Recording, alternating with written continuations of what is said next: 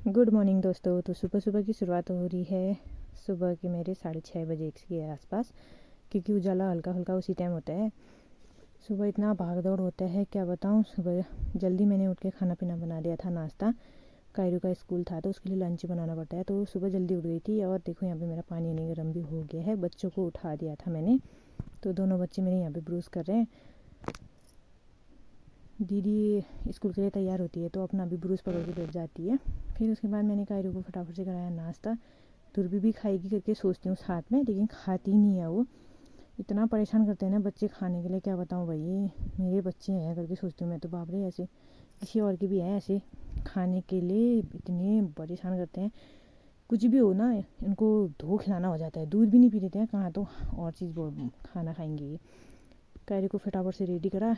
उसके बाद फिर उसका लंच बॉक्स वॉक्स, पानी का बोतल वोटल सब कुछ डाल के फिर फटाफट से मैं उसको स्कूल छोड़ने के लिए गई थी। और सुबह इतना ठंडा होता है ना, बिना ग्लव्स पहने जाने जैसा होता नहीं है। कायरू को भी पूरा ऐसे ही ग्लव्स मास्क पहना के भेजना पड़ता है।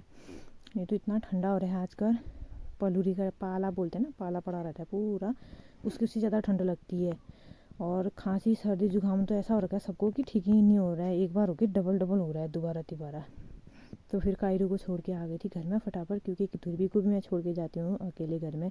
ससुर जी होते हैं, उनको बहुत परेशान कर देती है वो। सुबह बाहर ही घुमा बोलती है। वहाँ से आने के बाद फटाफट से भी मैंने कमरा इतना गंदा बनाया था बच्चों ने, क्योंकि 2 बच्चे हुए तो वो कर ही लेते हैं। शाम को कपड़े उठाए थे मैंने, तो वो मैंने शाम को टाइम हुआ नहीं मेरे को फ़ोल्ड करने का, क्योंकि उस टाइम थोड़ी देर कायरू को देखना पड़ता है उसको पढ़ाई वढ़ाई में। फिर इसके बाद फटाफट से मैंने अपनी साड़ियाँ फ़ोल्ड करी।